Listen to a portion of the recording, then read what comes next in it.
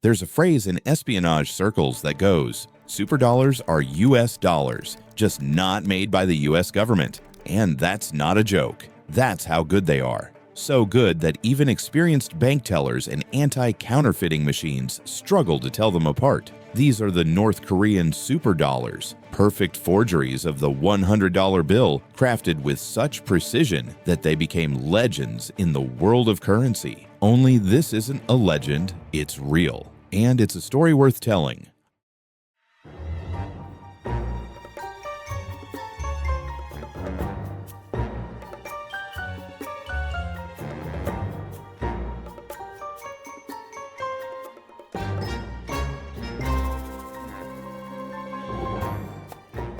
Our tale begins in the late 1980s, when an isolated nation run by paranoia and secrecy turned desperation into innovation. North Korea had defaulted on its debts, starving for hard currency while locked behind sanctions and UN embargoes. Its economy was collapsing, and the regime's survival depended on getting real dollars into its coffers. Legal trade wasn't enough, so a decision was made. Produce counterfeit currency so flawless it would pass as the real thing. To pull it off, they didn't just need paper and ink. They needed the right paper and the exact ink. To accomplish this, Pyongyang's agents scoured the black market for the same Swiss-made intaglio printing presses used by national mints. Paper experts were recruited, sometimes willingly, sometimes under threat, to recreate the US dollar's unique linen-cotton blend, embedding microscopic red and blue fibers identical to the original. Specialized inks were smuggled in, including optically variable pigments that shift from green to black depending on the light. Even the engraving plates, those impossibly fine line patterns, were cut using diamond-tipped tools under microscopes, replicating details invisible to the naked eye. Every element had to be perfect because even a single mistake could expose the entire operation. Thus began a covert war waged not with bullets, but with presses and ink. By the early 1990s, U.S. intelligence had detected bills that passed every test, visually, by weight, by feel. And the thing that differentiated them from ordinary counterfeits was that they weren't security printed off home laser printers. They were produced on the same kind of intaglio printing presses the U.S. government uses. The paper, a custom linen cotton blend with embedded fibers, impossible to recreate cheaply. The ink, the same optically variable formulas that shift color depending on light angle. And microprinting so fine you need a microscope to verify. Officials called them supernotes, the highest caliber counterfeit ever found, time bombs of faith in paper currency. And the evidence pointing to North Korea came from defectors, South Korean intelligence, and forensic tracing. Defectors described factories in Pyongyang known as Room 39, where the regime's elite funneled money for arms, palaces, and power. One told South Korean agents that diplomats traveling through Moscow were handed stacks of supernotes mixed with real money.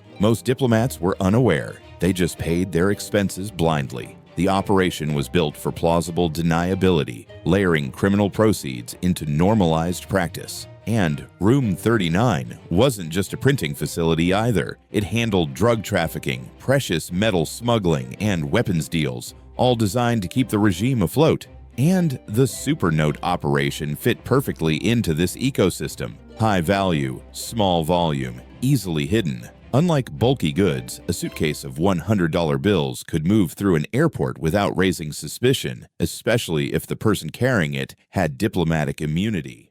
Now, the U.S. Secret Service began quietly tracing the notes' movements. They noticed something odd. Batches of supernotes tended to appear in clusters in cities where North Korean embassies were located. In some cases, they were first detected in far-flung African capitals before turning up in Europe, and then finally in Asia. That's when intelligence agencies realized this wasn't just a criminal network. It was a global distribution system operating under state protection. But there was also a hint of uncertainty. Could a closed-off, sanctioned regime really source the same engraving plates, inks, and machinery used by the U.S. Bureau of Engraving and Printing? Some also suspected that the equipment might have come from Europe, possibly purchased secondhand through shell companies. Others floated darker theories that another government, perhaps an adversary of the U.S., had provided technical assistance to North Korea as part of a proxy economic war. In response, the U.S. quietly began redesigning the $100 bill, adding features like the watermark portrait, security thread, and later the 3D ribbon. But every time a new design emerged, it felt like the North Koreans were watching from the shadows, already studying the changes before the first bills even entered circulation. Intelligence briefings painted a chilling picture. If Pyongyang could keep pace with America's most advanced anti-counterfeit measures, then no amount of redesign could guarantee safety. For years, the investigation felt like chasing smoke. Supernotes surfaced in cities like Hong Kong, Bangkok, and London, but never in patterns that gave away their origin. Suspected couriers vanished before questioning, and whenever a small-time distributor was caught, they knew nothing about the source. The notes were moving through layers of intermediaries, black market brokers, embassy contacts, and organized crime networks that didn't ask questions as long as the bills cleared. Then, in the early 2000s, U.S. agents finally got a break, not from the bills themselves, but from the way they were being cleaned through high-value cash-outs at casinos in Nevada. Surveillance teams tracked the transactions back to a man who operated like a ghost. No fixed address, multiple passports, and a reputation for moving difficult money without leaving a trace. And that man was Wilson Liu, born as Chen Chiang Liu in Taiwan in 1962. By day, he was a family man living in the upscale San Marino neighborhood of Los Angeles, known for weekend trips to Las Vegas with his wife and daughters. Swimming, shows, and slot machines were their leisure routines. But Liu's polished veneer masked a darker reality.